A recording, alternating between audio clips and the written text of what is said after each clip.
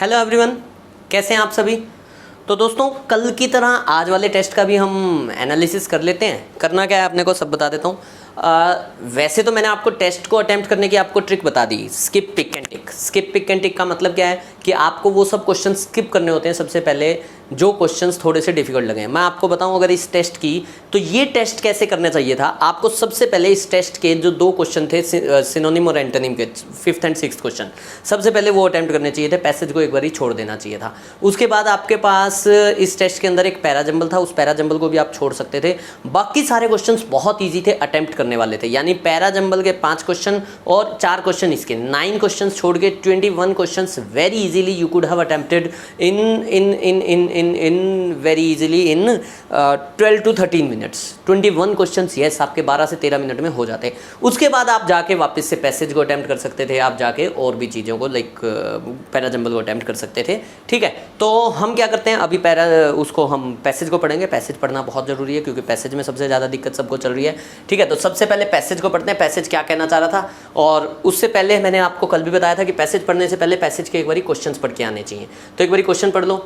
कह रहा है Ishikawa mission during its visit to India emphasized on. Ishikawa mission है, उसने इंडिया में किस चीज़ पे एम्फसाइज किया। पहला question, how did the Indian government react to the hurdles in the way of bilateral trade between India and Japan. कह रहे हैं इंडिया और जापान के बीच में जो भी हर्डल आ रही थी बायलैटरल ट्रेड को लेके, उस पे हमने कैसे रिएक्ट किया है। तीसरा क्वेश्चन है, what is the result of Japanese investments in Asian nation. Asian nation में जापानीज इन्वेस्टमेंट का क्या रिजल्ट आया है। And which of the following is true. ये तो पूरा पैसेज पढ़ के आएगा। ठीक है, अच्छा अब देखो 4 क्वेश्चन थे, उसके बाद 2 क्वेश्चन तो आपके सिंपल से थे। एक सिनोनिम था, एक एंटोनिम था। स्टीडफास्टली क्या होता है, किसी चीज़ पे बहुत बढ़िया तरीके से जुट जाना। किसी चीज़ पे जब बहुत बढ़िया तरीके से आप जुट जाते हो उसको बोलते हैं स्टीडफास्टली। तो क्विकली नहीं हो सकता, वॉयलेंटली नहीं हो सकता, एडवर्सली। पॉजिटिव वर्ड चाहिए, नेगेटिव तो हो नहीं सकता। रिलीजन की बात नहीं हो रही, तो एक ही वर्ड यहाँ पे था, दैट वाज फेथफुली। तो स्टीडफास्टली का आंसर हमारे पास फेथफुली है। अगला वर्ड है स्टिफ। यहाँ पे स्टिफ कॉम्पिटिशन के सेंस में यूज हुआ है। स्टिफ का मतलब होता है कि बहुत ज़्यादा, कई बार बोलते हैं स्टिफ कॉम्पिटिशन है, तो स्टिफ कॉम्पिटिशन का मतलब होता है बहुत ज़्यादा कॉम्पिटिशन है। अब उसका हमें क्या बताना था, एंटोनिम। स्टबन तो इसका स्टिफ का कहीं ना कहीं सिनोनिम हो गया। इनडेलिबल, जिसको डिलीट ना किया जा सके, कहीं ना कहीं सिनोनिम हो गया। टेंस, टेंशन है। सोपी, अनस्टेबल काइंड ऑफ। तो स्टिफ का जो एंटोनिम है वो है यील्डिंग, जिसको आप अपनी मर्जी से चेंज कर सको। तो ये 2 क्वेश्चन देखो तुरंत होने वाले क्वेश्चन थे। ठीक है, अगर वोकैब विद देसी तड़का देख रहे हो तो मेरे हिसाब से आपको दिक्कत आनी नहीं चाहिए। ठीक है, और 3 क्वेश्चन जो है वो फैक्ट बेस्ड क्वेश्चन है। पहला, इशिकावा मिशन क्या कह रहा है। दूसरा, इंडियन गवर्नमेंट ने जापान और इंडिया के लिए जो भी हर्डल्स आ रही थी उसके लिए क्या किया है। तीसरा क्वेश्चन है कि जापानीज इन्वेस्टमेंट का एशियन नेशंस में क्या फ़र्क पड़ा। ठीक है, इन 3 क्वेश्चंस को अपने को अटेम्प्ट करना है। तो एक बार यहाँ पहले फटाफट से पैसेज पढ़ते हैं। क्या कह रहा है, since July 1991 the government of India has effectively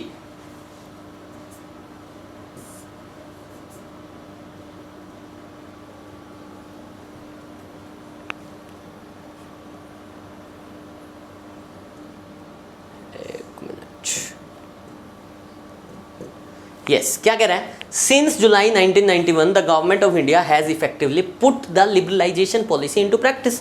1991 में क्या हुआ था, मनमोहन सिंह जी थे फाइनेंस मिनिस्टर, उन्होंने क्या कर दिया था, एलपीजी लेके आए थे। लिबरलाइजेशन पॉलिसी इनटू प्रैक्टिस आ गई थी, मतलब हमारे यहाँ पे हमने ओपन कर दिया था मार्केट को कि बाहर के देश आके हमारे देश में पैसा इन्वेस्ट कर सकते हैं। The drastic steps even include some administrative reforms. कह रहा है जो ड्रास्टिक स्टेप्स लिए गए उसमें बहुत सारे एडमिनिस्ट्रेटिव रिफॉर्म्स भी हैं। फॉर प्रूनिंग, प्रून वर्ड का मतलब होता है ट्रिम करना, खत्म करना। प्रूनिंग द गवर्नमेंट एजेंसीज, मतलब उसमें एक ये स्टेप भी लिया गया था कि जो जितनी भी गवर्नमेंट एजेंसीज है, जितनी भी गवर्नमेंट कंपनीज हैं, उनको बंद किया जाएगा। Last year the Japanese business circles represented by the Ishikawa mission. Question था इशिकावा मिशन पे, ध्यान से पढ़ना पड़ेगा। Japanese business circle represented by the Ishikawa mission called attention of their Indian counter parts. तो कह रहा है जो जापानीज बिजनेस सर्कल थे उन्होंने इंडियन बिजनेस सर्कल को, काउंटर पार्ट का मतलब होता है हैविंग सेम रैंक, तो उन्होंने इंडियन को कहा क्या, to what they consider to be the major impediments in India. कह रहा है क्या लगता है आपको इंडिया के अंदर मेजर इम्पेडिमेंट्स क्या हैं, उनके ऊपर अटेंशन, कॉल्ड अटेंशन ऑफ, मतलब उनको कहा कि भैया तुम उस पर अटेंशन करो जो भी हमारे सामने इम्पेडिमेंट आ रहे हैं। इम्पेडिमेंट का मतलब होता है प्रॉब्लम्स आ रही हैं। फिर क्या कह रहा है, however thanks to the almost revolutionary reforms put into effect by the Indian government. Those impediments either have been removed or now are on their way out.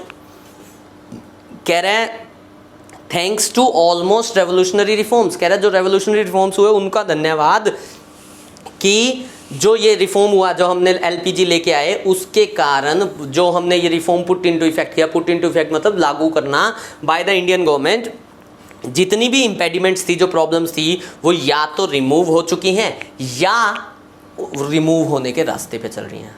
आपको पता है या नहीं पता, आपके पास 2 क्वेश्चन के आंसर आ चुके हैं। एक बारी हम क्या करते हैं, हम इसको हटाते हैं और क्वेश्चन पे चल के आते हैं। The Ishikawa mission during its visit to India emphasised on, कह रहे इशिकावा मिशन जो था उसकी जो विजिट थी उसमें किस चीज़ पे एम्फेसाइज किया। पहला ऑप्शन है future economic cooperation, future economic cooperation between Japan and India. Future के ऊपर, फ्यूचर की बात कर रहा था वो, फ्यूचर की तो बात नहीं कर रहा था। Need for removing policy and और इम्प्लीमेंटेशन हर्डल्स, उधर लिखा था वर्ड इम्पेडिमेंट्स, और क्या कह रहे हैं need for removing policy and implementation hurdles, यही तो लिखा था।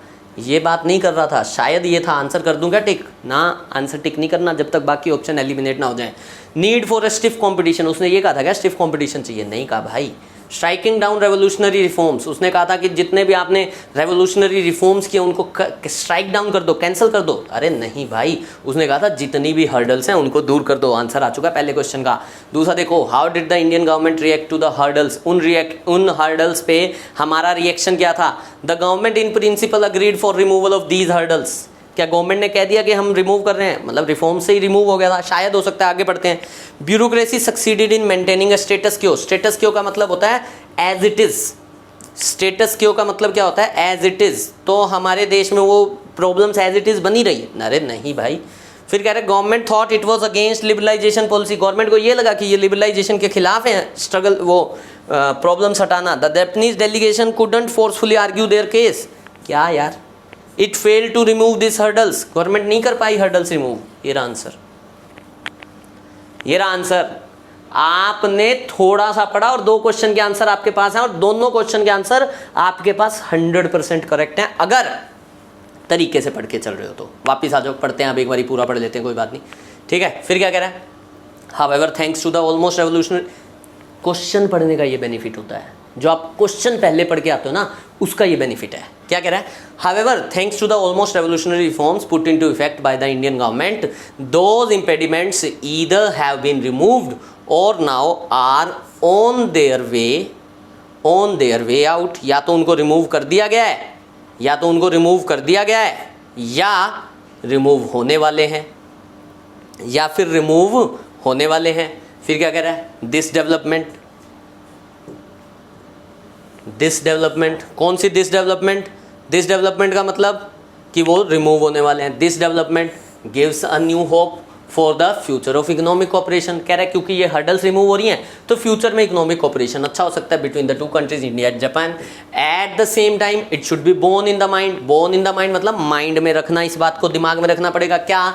That there is a stiff competition with other countries. इसी टाइम पे हमें ये भी दिमाग में रखना पड़ेगा कि बहुत टफ कॉम्पिटिशन है अदर कंट्रीज के साथ। नोटेबल चाइना है ये, China and South East Asian countries in this regard, मतलब दूसरी कंट्रीज भी तो 4 ही होंगी, जापान वहाँ पे इन्वेस्ट कर दे। The success stories of Asian countries welcoming Japanese investments with adequate infrastructure are already known in India, but it may be useful if further studies of Japanese joint ventures in Asian countries made by Indian business circles. made by, यहाँ पे भी कोई दिक्कत है?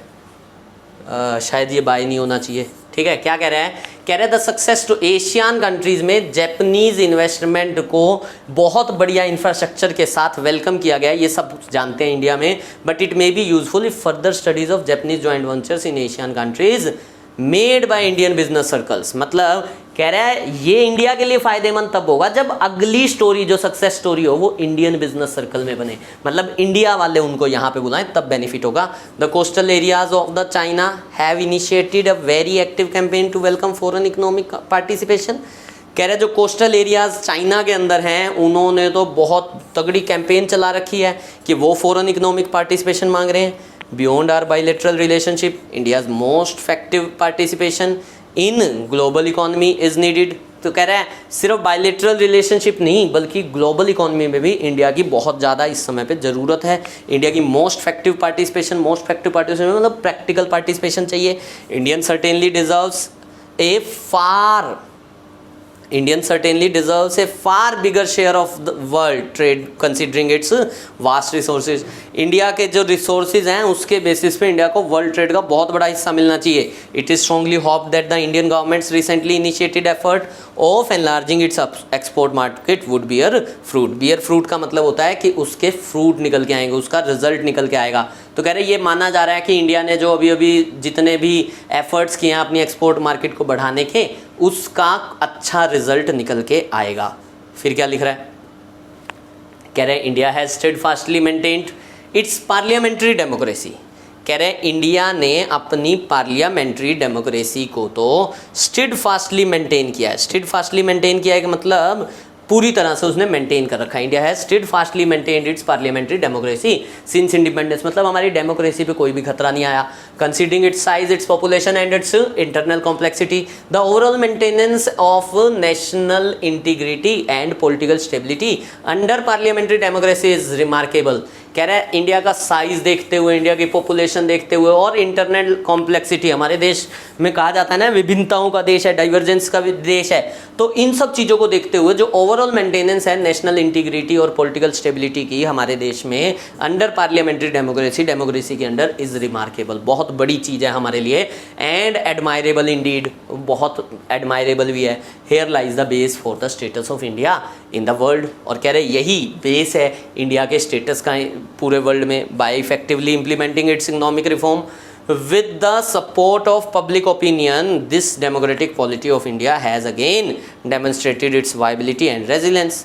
कह रहा है by effectively implementing it's economic reform, जो 1991 में हम लिबरलाइजेशन लेके आए, एलपीजी लेके आए, लिबरलाइजेशन, प्राइवेटाइजेशन एंड ग्लोबलाइजेशन, इस चीज़ को बढ़िया तरीके से हमने इम्प्लीमेंट करके हमने ये दिखा दिया है पूरे वर्ल्ड को कि हम वायबल हैं, मतलब हमारे देश में डेमोक्रेसी चलेगी और साथ ही साथ हमारे अंदर रेजिलेंस है, हमारे अंदर पेशेंस है।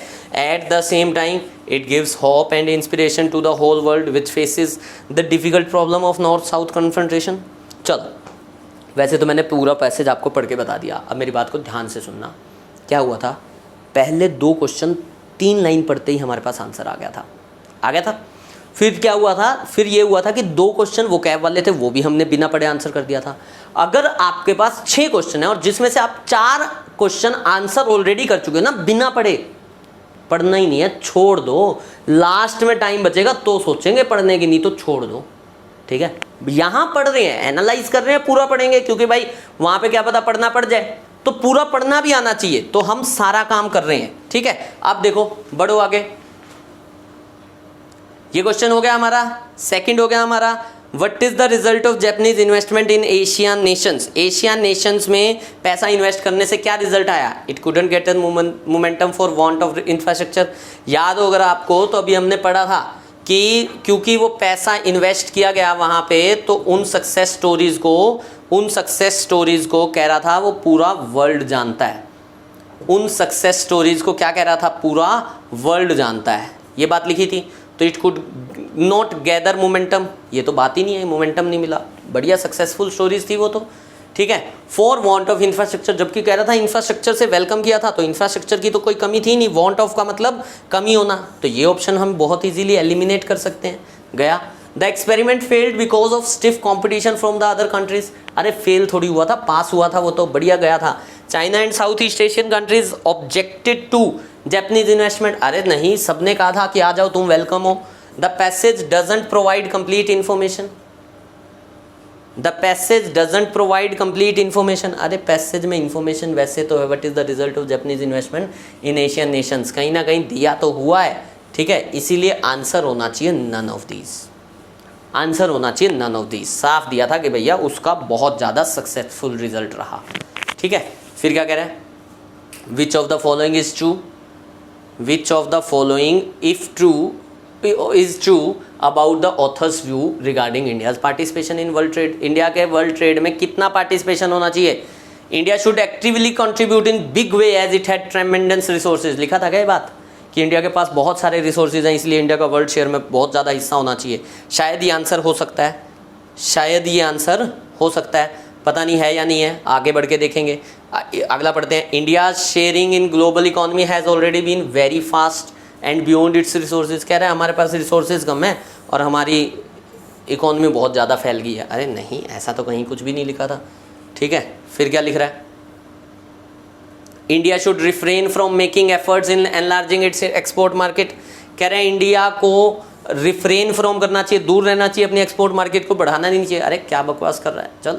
India needs to first strengthen its democracy. India को डेमोक्रेसी तो बहुत स्ट्रॉन्ग है, नन ऑफ दीज है नहीं, क्योंकि हमारे पास आंसर ऑलरेडी आ चुका है। आंसर क्या था हमारे पास? आंसर था हमारे पास फर्स्ट। 6 के 6 क्वेश्चन करने लायक थे और बहुत इजीली करने लायक थे। मेरे हिसाब से हमने इसको पढ़ने में 12 मिनट लिए हैं। हमने इसको पढ़ने में टोटल 12 मिनट लिए हैं, ठीक है। और वो 12 मिनट में मैंने आपको समझाया है।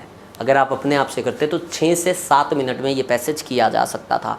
एक काम किया करो, मेरी बात को ध्यान से सुन लो। कई बार क्या होता है कि टेस्ट करते हुए हम पैसेज को नहीं पढ़ पाते, क्योंकि मतलब टाइम कम है, 20 मिनट में 30 क्वेश्चन करने हैं, नहीं कर पाते। अभी तो आपको प्रैक्टिस करनी है ना, तो क्या किया करो, टेस्ट खत्म होने के बाद पैसेज पढ़ा करो।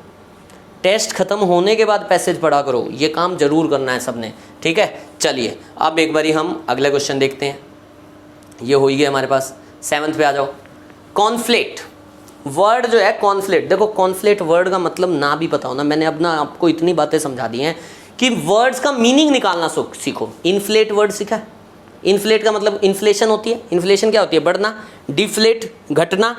डी माने नेगेटिव, फ्लेट माने जाना, मतलब फ्लेट जो है वर्ड है मूवमेंट है, और कौन होता है? टुगेदर। तो कॉन्फ्लिक्ट का मतलब होता है टुगेदर मूवमेंट। कोशिश करते हैं पढ़ने की। I was able to conflate the 2 processes into 1। कह रहे हैं मैं कर पाया 2 प्रोसेसेस को कॉन्फ्लेट कर पाया एक प्रोसेस में। 2 प्रोसेसेस की जगह मैंने एक प्रोसेस बना दी। कॉन्फ्लेट का मतलब कंबाइन करना, blending it down into a solid formula. सही लग रहा है यार, कॉन्फ्लेट का मीनिंग टाइप्स भी लग रहा है। आगे देखते हैं एक बारी क्या कह रहा है। कह रहा है the bag is divided into conflate compartments. जो बैग है उसको डिवाइड किया गया है कॉन्फ्लेट डिपार्टमेंट्स में, ठीक है। कॉन्फ्लेट कंपार्टमेंट्स मतलब बैग है, उसमें अलग अलग जॉइंट कंपार्टमेंट्स हैं, हो भी सकता है। The dog started to snarl at each other. कुत्तों ने एक दूसरे के ऊपर मतलब भौंकना सा शुरू कर दिया। सो I had to conflict them. यार ये तो वैसे ही गलत हो गया। ये क्यों गलत हो गया? क्योंकि कॉन्फ्लेट का मतलब तो टुगेदर आना है, और यहाँ पे तो ये अलग लेके जा रहा है, तो ये गलत हो गया। आंसर क्या है? Both 1 and 2। मेरे को वर्ड का मीनिंग नहीं पता था, मैंने तुक्के से मारा और मेरा आंसर सही हो गया, ठीक है। तो समझना मेरी बात को। मैं समझाना क्या चाह रहा हूँ? मैं समझाना ये चाह रहा हूँ कि जो वो कैब विद देसी तड़का देख रहे हो, कर रहे हो, उसको तरीके से करना शुरू कर दो, कोई चक्कर ही नहीं है। हमें बताना क्या था, कौन सी जगह पे इसका गलत यूज़ हो रहा है। ऐसे ही रेयर है, रेयर का मतलब सबको पता ही होगा, जो चीज़ जल्दी से ना मिले। The coin was a rare edition. Coin जो है रेयर एडिशन हो सकता है, बिल्कुल सही है, ये तो ओके है।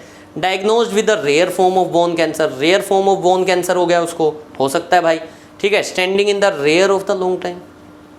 Standing in the rare, rare तो वैसे ही एडजेक्टिव होता है, in the rare of the long line, ये क्या है? ये गलत हो गया। आंसर क्या बना? 1 and 2। 1 and 2 देख लो कौन से ऑप्शन में है, यहाँ तो है नहीं। आगे बढ़ जाते हैं। ये रहा बोथ 1 and 2, ये रहा बोथ 1 and 2, ठीक है। अब आ जाओ। अब 2-3 ईडियम दे रखे हैं। ईडियम दे रखा है ब्लेसिंग इन डिस्गाइज। ये जो वर्ड होता है ब्लेसिंग इन डिस्गाइज, इसका मतलब क्या होता है? इसका मतलब होता है something good and useful that did not initially seem that way. कोई ऐसी चीज़ जो पहले ऐसी लग नहीं रही थी, वो a blessing from a saint. अरे नहीं यार, ये तो नहीं होगा। इतना तो मेरे हिसाब से तुम लोग भी कर लेते होगे कि एलिमिनेट कर सकते हो, ये तो होगा नहीं। Something bad and useless that initially prove to be a beneficial. Bad थोड़ी है यार, ब्लेसिंग तो पॉजिटिव वर्ड है, ये भी क्या? Something that will never happen, जो कभी होगा नहीं। अरे नहीं, ये आंसर। ऑप्शंस एलिमिनेट करो, आंसर सामने है। Mean business. मीन बिजनेस कई बार सुना होगा लोगों को, I mean business only, I mean business only. Mean business का मतलब होता है बीइंग सीरियस और dedicated about something. Agreeing with someone नहीं, टू नॉट जज और something based solely on appearance, ये भी नहीं। To describe exactly what is causing a situation और प्रॉब्लम, ये भी नहीं। मीन बिजनेस का मतलब होता है बीइंग सीरियस और डेडिकेटेड, ठीक है। अब ये जो पैरा जंबल था ना, मैं आपको एक बात बताता हूँ, पैसे ना इस पैरा जंबल में एक दिक्कत थी। इस पैरा जंबल में एक दिक्कत थी कि बी को फर्स्ट बना दिया गया। बी को फर्स्ट नहीं बनाया जाना चाहिए था, इसमें थोड़ा सा इशू था। ठीक है, तो मैं इस पैरा जंबल को स्किप कर रहा हूँ, इसमें गलती थी। ठीक है, तो इसको हमने छोड़ दिया। आ जाओ एरर पे आ जाओ। He asked me that what my total investment was. भाई आस्क मी के साथ दैट नहीं लगता जब WH फैमिली लग गई। जब WH फैमिली लग गई दो कंजंक्शन होगी। देखो एक वर्ब है, एक क्लोज ये हो गया, what my total investment was during the last 5 years, दो क्लोज हो गए, दो कंजंक्शन क्या करनी है, एक ही कंजंक्शन चाहिए, दैट हटा दो। This institution had founded by some noble souls for the welfare of the poor. कह रहे ये जो इंस्टीट्यूशन है हैड फाउंडेड, इस इंस्टीट्यूशन ने फाउंड किया था किसी को। आई हैड फाउंडेड हो सकता था, लेकिन इंस्टीट्यूशन ने फाउंड किया था क्या? हैड बीन फाउंडेड या वॉज फाउंडेड, पैसिव वॉइस चाहिए, यहाँ पे गलती है। इस हैड फाउंडेड की जगह कर दो द इंस्टीट्यूशन वॉज फाउंडेड, या इसकी जगह कर सकते हो हैड बीन फाउंडेड। शायद सबको समझ में आ रहा होगा। अगला देखो, every driver should take abundant precautions while driving on an unfair road. Abundant precautions क्या होता है? लार्ज नंबर ऑफ प्रिकॉशंस या required precautions, necessary precautions. Abundant की जगह नेसेसरी चाहिए। His good qualities include his ability to take quickly and appropriate decision. His ability to take quick and appropriate decision. Quick किसके लिए use हो रहा है? Decisions के लिए, तो quickly की जगह quick आएगा। बहुत ही आसान क्वेश्चन थे। In order to ensure quick service, please give us all the required details as quick as possible, नहीं as quickly as possible। Please give verb के लिए यूज हो रहा है तो as quickly as possible। ठीक है, यहाँ पे हमें एडवर्ब चाहिए था, ये रहा। इसके अंदर मेरी सुन लो बात, 6 क्वेश्चन पैसेज के, अगले 3 या 4 क्वेश्चन जो भी थे वो, ठीक है, और ये 5 क्वेश्चन, ये ऐसे क्वेश्चन थे जो बिल्कुल आसान थे, कुछ था ही नहीं इनमें, बहुत इजीली कर सकते थे। और क्लोज टेस्ट तो इसका इससे भी आसान है। पढ़ लो क्लोज टेस्ट को एक बारी फटाफट से। क्या लिख रहा है? The World Diabetes Congress has determined that India has the largest number of diabetics in the world। कह रहे वर्ल्ड डायबिटीज़ कांग्रेस हुई, मतलब एक कॉन्फ्रेंस हुई, वहाँ पे पता लगा इंडिया में बहुत सारे डायबिटिक्स हैं, सबसे ज़्यादा हैं। Apart from the loss of productivity the dash burden is alarming. $2.8 billion annually. पहले तो मैं आपको बात बता देता हूँ, क्लोज टेस्ट को जब अटैम्प्ट करते हो तो एक बारी पहले पढ़ लिया करो, क्या कहना चाह रहा है उसकी सेंस ले लिया करो। मैंने पढ़ा हुआ है तो मैं आपको बता रहा हूँ, ठीक है। अब दूसरी बात, ऑप्शंस को एलिमिनेट करना है। कह रहे the dash burden is alarming, कह रहे प्रोडक्टिविटी तो खत्म होती, अब पेशेंट है, कोई बीमार है तो प्रोडक्टिविटी तो आएगी नहीं, प्रोडक्टिविटी तो खत्म होती है, सो अलग। डैश बर्डन इज अलार्मिंग, कौन सा बर्डन? आगे लिख रहा है $2.8 बिलियन एनुअली। $2.8 बिलियन एनुअली का बर्डन है। कौन सा बर्डन है? अब ये हेल्थ बर्डन है, अलार्मिंग है, इकोनॉमिक है, फाइनेंस है, सब्सिडी है, या फिजिकल है? कौन सा बर्डन है भाई? ये हेल्थ बर्डन तो है नहीं, आगे लिख ही रहा है यार, पैसों की बात हो रही है, तो ऑप्शंस को एलिमिनेट करते हैं। हेल्थ बर्डन नहीं है, ठीक है, सब्सिडी बर्डन नहीं है, फिजिकल बर्डन नहीं है। अब बात आ गई फाइनेंस बर्डन है या इकोनॉमिक बर्डन है। बच्चों बर्डन क्या है? एक नाउन है, नाउन को क्या चाहिए? एडजेक्टिव। फाइनेंस एडजेक्टिव थोड़ी है, ये तो नाउन है, तो ये भी गया, ये रहा आंसर, ये रहा आंसर। कुछ है ही नहीं, कुछ है ही नहीं, ठीक है। फिर आगे बढ़ो, क्या कह रहा है? इज सिडेंट्री जॉब्स, पहले तो ये नहीं पता होगा सिडेंट्री जॉब्स क्या होती है। सिडेंट्री जॉब्स होती है sitting jobs. Sedentary jobs dash of electronic entertainment, changing diet patterns and dash dependence on automobiles have driven the activity dash of India's lives specially in cities.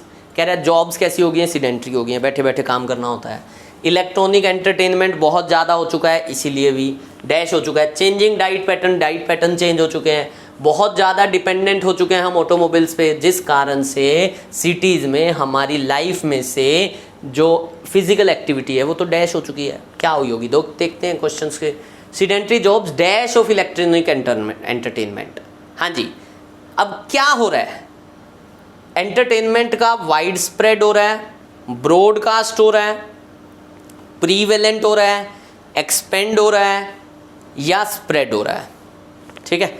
अब देखो मैं आपको वैसे बताता हूँ, something if something is wide spread, ये जो wide spread होता है ना ये एक्चुअल में एडजेक्टिव होता है। हमें क्या चाहिए, हमें क्या चाहिए, dash of electronic, noun of noun चाहिए। जैसे सीडेंटरी जॉब्स था ना, ऐसी नाउन चाहिए। तो वाइड स्प्रेड तो एक एडजेक्टिव होता है, ये गया। वाइड स्प्रेड में बहुतों को दिक्कत हुई है, मुझे पता है।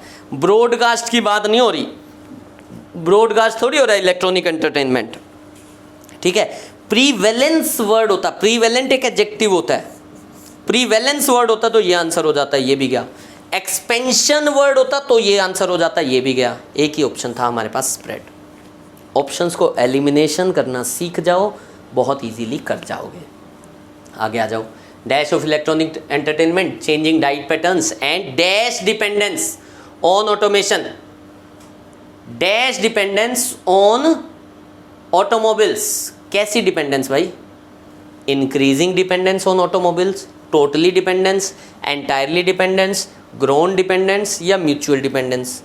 पहले तो म्यूचुअल का बात बताओ। म्यूचुअल का मतलब होता है दोनों एक दूसरे पे। ऑटोमोबाइल्स भी हमारे ऊपर डिपेंडेंट है क्या? ऑटोमोबाइल का भी मन करता होगा मेरे को आए, मेरा मालिक गाड़ी चलाए, नहीं तो मेरा तो काम खराब हो रहा है। नहीं भाई। ग्रोन डिपेंडेंस मतलब डिपेंडेंस ग्रो होती जा रही है।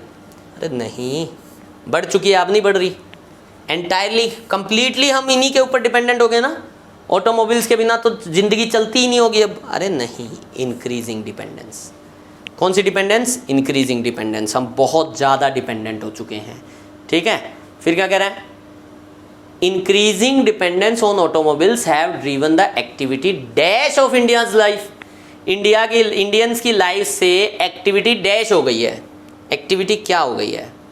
हैज़, पहले एक बार दोबारा पढ़ के आना पड़ेगा, दोबारा पढ़ के आओ। Depend, have driven the activity dash of Indians lives.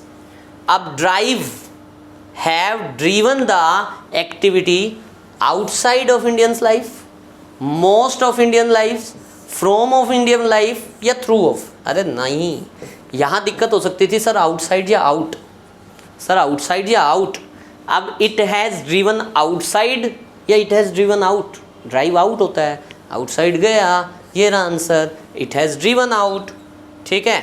फिर आगे देखो, फिर आगे देखो, बहुत ही आसान क्वेश्चन था यार ये तो। कह रहे हैं have driven the activity dash of Indians life. Indians की लाइफ से क्या कर दिया है? आउट ऑफ कर दिया है, out of Indians life, specially in cities. The dash is therefore to make people physically dash and requires interventions which impact a large dash of the population. कह रहे हैं the dash is therefore to make people physically dash. The dispute is therefore, dispute है किसी बात का। The ultimatum is for, ultimatum final ultimatum दे दिया। Sensitivity is for, hazard is for. अरे नहीं, द चैलेंजेस। कह रहे चैलेंज ये है, मेन चैलेंज क्या है हमारे सामने कि हम लोगों को the challenge is there for to make people physically dash. अब लोगों को फिजिकली क्या करना है? फिजिकली क्या करना है? फिजिकली क्वालिफाई करना है। वाओ, अच्छा ऑप्शन है, फिजिकली क्वालिफाई कर दो। फिजिकल को भी मतलब फिजिक को भी पढ़ाई करवा दो। फिजिकली इक्विप करना है, हमारे पास फिजिकल है ही नहीं अभी। फिजिकली बिल्ड करना है, अरे नहीं, फिजिकली एक्टिव करना है, फिजिकली ट्रेन नहीं करना, ठीक है। तो फिजिकली ट्रेन करना है, एक्टिव करना है। क्या कह रहा है? The challenge is therefore to make people physically active and require interventions which impact a large dash of the population. और ऐसी गवर्नमेंट की तरफ से ऐसे एक्शंस चाहिए जो इम्पैक्ट करे, किस चीज़ को इम्पैक्ट करे? Large piece of population, large section of population, large scale of, large percent of या लार्ज डिग्री ऑफ। यार इतना तो ना रीडिंग अगर करते हो ना तो बहुत इजीली चीज़ें कर सकते हो। लार्ज सेक्शन ऑफ, ठीक है। फिर क्या कह रहा है? फिर क्या कह रहा है? Admittedly physical activity is a dash of choice and is strongly driven by dash preferences. कह रहा है जो फिजिकल एक्टिविटी होती है ना वो डैश ऑफ चॉइस है and is strongly driven by dash of preferences. एक तो ये जूम हो जाता है, ठीक है। Is physical activity is a lack of choice, want of choice, scarcity, right और matter of choice? It is a matter of choice. It is a matter of choice. बाकी ऑप्शन बहुत इजीली एलिमिनेट हो रहे हैं, ठीक है। It is a matter of choice and क्या लिखा था, and is strongly driven bye preferences, और कह रहा है मेनली जो ये चीज है it is strongly driven bye preferences, ठीक है। फिर क्या लिख रहा है, एक मिनट, हाँ अब मैं कहूँ 29 कहाँ गया, is strongly driven by dash preferences. कैसी प्रेफरेंसेस होंगी भाई, strongly driven bye individually preferences, showing preferences, given preferences, या स्पेशल या पर्सनल। अब देखो यहाँ पे कुछ लोगों ने ना इंडिविजुअली कर दिया। अरे प्रेफरेंसेस एक नाउन है बच्चों, इंडिविजुअली तो एक एडवर्ब है, एडवर्ब थोड़ी चाहिए हमें, तो एडजेक्टिव चाहिए। पर्सनल प्रेफरेंसेस, गिवन प्रेफरेंसेस नहीं, स्पेशल नहीं, शोइंग नहीं, हमें चाहिए था पर्सनल प्रेफरेंसेस, ठीक है। फिर बढ़ो, लास्ट क्वेश्चन और देख लो, सबसे आसान। ये 10 नंबर ऐसे थे जो यूं आने वाले थे, यूं आने वाले थे, तुम लोग नंबर ही नहीं लेते। क्या कह रहा है, but policy making needs to shift to dash moderate levels of physical activity in the daily lifes. कह रहा है पॉलिसी मेकिंग से हमें कुछ ऐसा करना पड़ेगा कि जो फिजिकल एक्टिविटी है ना वो लाइफ के अंदर डैश हो जाए, लाइफ के अंदर अट्रैक्ट हो जाए। पॉलिसी नीड्स टू अट्रैक्ट करना है हमें, परस्यूट करना है। पहले तो परस्यूट नहीं आ सकता, 2 के बाद V1 चाहिए, ठीक है। अट्रैक्ट भी नहीं करना। इंडल्ज का मतलब होता है बहुत ज़्यादा कोई चीज़ करना। इंसिस्ट या इंट्रोड्यूस, इसमें बच्चों को डाउट था, ठीक है। अब इसमें क्यों डाउट हो रहा था, ध्यान से देखो एक बारी, इंट्रोड्यूस या इंसिस्ट, ध्यान से पढ़ो क्या कह रहा है। कह रहा है but policy making needs to shift to introduce moderate level of physical activity या इंसिस्ट मॉडरेट लेवल। इंसिस्ट का मतलब होता है आग्रह करना, तो हमने इस moderate level of physical activity को कुछ आग्रह थोड़ी करना है, उसको हमें इंट्रोड्यूस करना है, तो इसका आंसर बनेगा इंट्रोड्यूस। अब सुनना मेरी बात को, सुनना मेरी बात को, 10 में से 8 क्वेश्चन बहुत इजीली करेक्ट कर सकते थे, 6 में से 6 क्वेश्चन बहुत इजीली करेक्ट कर सकते थे, फिर भी 5 ले जाता हूँ, कोई बात नहीं। पैरा जंबल के अलावा पैरा जो एरर वाले 5 क्वेश्चन थे उसमें से भी आप 4 मान लो, ठीक है। और उसके अलावा कितने क्वेश्चन बच गए, मेरे हिसाब से 4 क्वेश्चन बच गए। तो वो जो 4 क्वेश्चन थे ना, उन 4 में से भी 2 तो बहुत ईजीली हो सकते थे। 8, 5, 13, 4, 17 और 2, 19, 19 क्वेश्चंस बहुत इजीली करेक्ट किए जा सकते थे अगर तुम करेक्ट करने पे आते तो, अगर तुम करेक्ट करने पे आते तो, ठीक है। तो कहानी सिर्फ इतनी है कि क्वेश्चंस सही थे, क्वेश्चंस आसान थे, तुम लोगों ने दिक्कतें की, ठीक है। थोड़ा सा अपने ऊपर कॉन्फिडेंस लाओ, चीज़ों को सोच के एलिमिनेट करना शुरू करो, चीज़ें होने लगेंगी, ठीक है जी। तो चलिए आज के लिए इतना ही दोस्तों।